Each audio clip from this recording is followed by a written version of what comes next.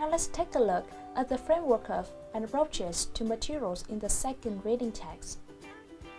The framework is considered by Joe McDonough et al. Under contextual factors and the syllabus.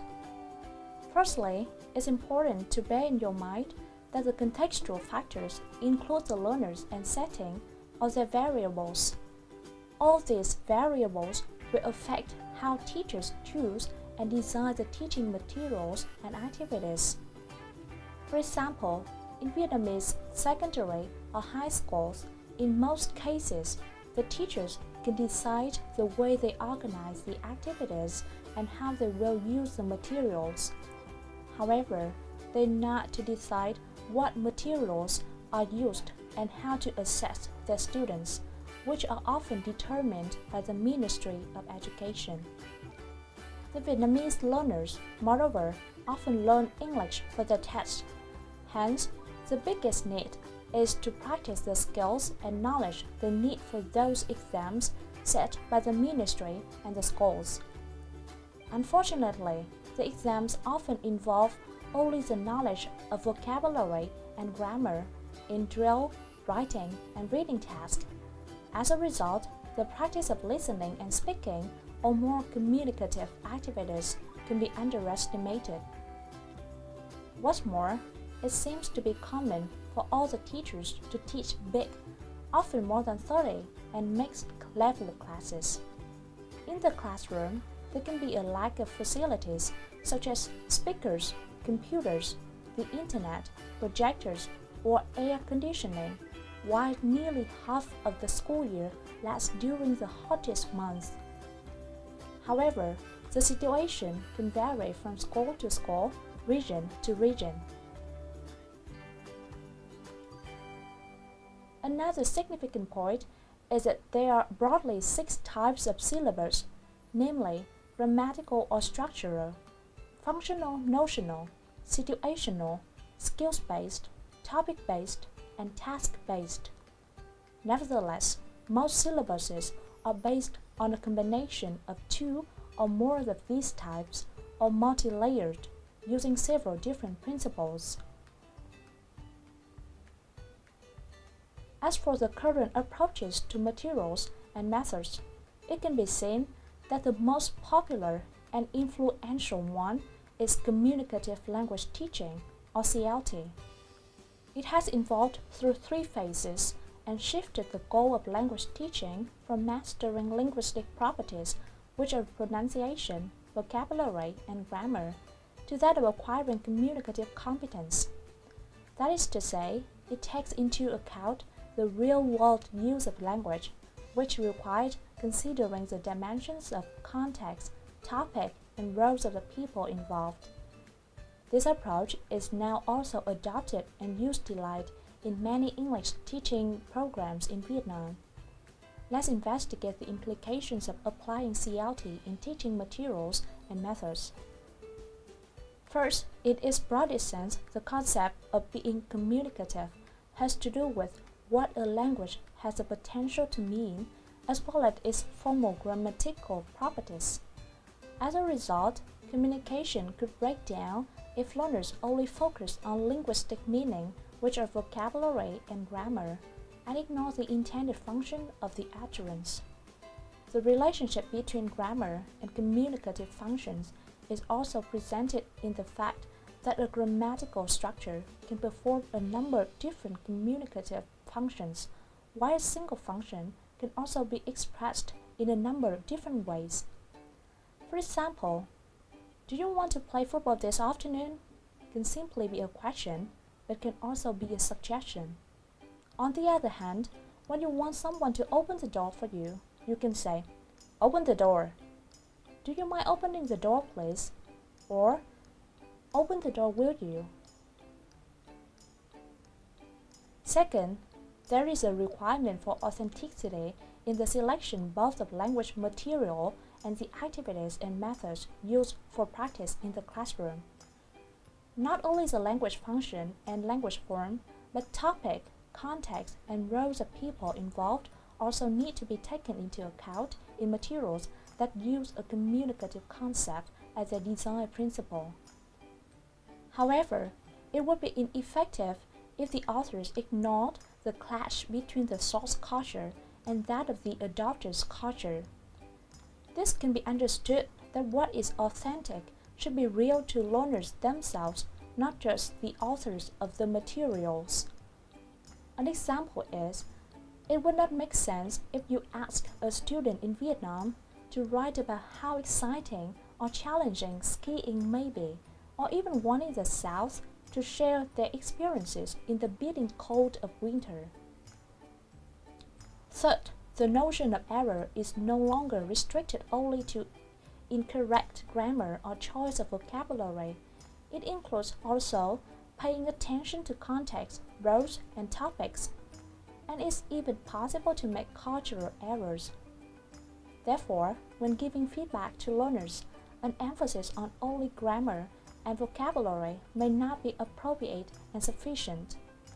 Learners should also know whether their choices of language are suitable to use with a listener for their purpose, such as apologizing a close friend for forgetting his or her birthday. If this close friend comes from another culture, this factor also needs to be taken into consideration. Fourth, a concept of communication does not have to be based on sentence-level criteria, and it can allow language to be described and language learning to take place over longer stretches, such as the whole conversations, paragraphs, or even longer text. This offers the possibility of showing how different parts of these stretches of language are interlinked, which is often referred to as cohesion and coherence. For example, instead of only producing correct sentences, the students should write longer texts, such as a story, in which they need to think about how to link the events together to make sense of them. Therefore, they can practice using the cohesive devices and enhancing coherence of the text, which will benefit the communication in real life. Fifth, communicative can refer to all four language skills, which can be divided into productive, including writing and speaking, and receptive, including reading and listening, or more usefully, the oral skills of speaking and listening, and the paper skills of reading and writing, which means we have both a giver and a receiver of a message. That is to say, communication doesn't mean always listening and speaking, and in the effort to integrate these skills together, the teachers should put learners in real-life situations of language use, and the ways in which the information in the message is understood by the receiver is an integral part of the communication. Sixth, language is seen to have inherent communicative and grammatical properties, and although CLT may not be the final answer, the essential changes brought about by CLT include the concern with the world beyond the classroom, the concern with the learner as an individual, the view of language as structures to carry out the functions we want it to perform, which influences the way language is taught all over the world. Consequently, in teaching learning process, both the accuracy of grammar, vocabulary, pronunciation, and the appropriateness of context, topic, roles, culture, and purpose should be equally concerned and practiced. It's also noticeable that nowadays there are more explicit statements about English as an international language, and therefore the localization of the language should be accepted. In other words, there are not any standards of English, but only Englishes used in different nations. Therefore, a wider range of resources should be made use of in materials design. To be more specific, instead of choosing only source texts from America or Britain, teachers can select the ones from other countries, such as India, France, Japan, or even Vietnam, as long as the texts are relevant and authentic. As a result, learners can be exposed to different forms of English, which also means they can prepare for the communication in more situations with different target partners. One more significant point is the employment of task-based approach in current materials. Task-based learning can be seen as a significant further evolution of CLT, both in terms of views of language in use and the development of classroom methodology. It's goal-oriented, leading to a solution or a product which can be real or pedagogical. Despite its emphasis on communication and interaction, this approach is concerned with accuracy as well as fluency, achieved through its framework with three key phases: pre-task, task cycle, and language focus. The third phase is necessary to avoid the risk of learners achieving fluency at the expense of accuracy and to encourage language development. Task-based approach is now also pursued in the syllabus of many English training programs. The last point I want to mention in this part is that currently the selection of topics for language learning, whether for discussion or comprehension or writing, takes into account learners' needs and interests, and especially learner styles. What's more, there's a growing concern to ensure that practice is given in activating the transferable skills. In addition, an increasing attention is being paid to two related areas.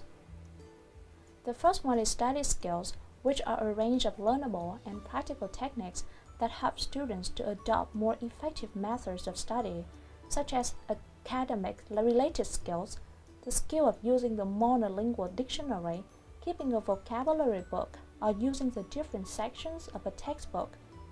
And the second one, learning strategies, which analyze the components of successful language learning.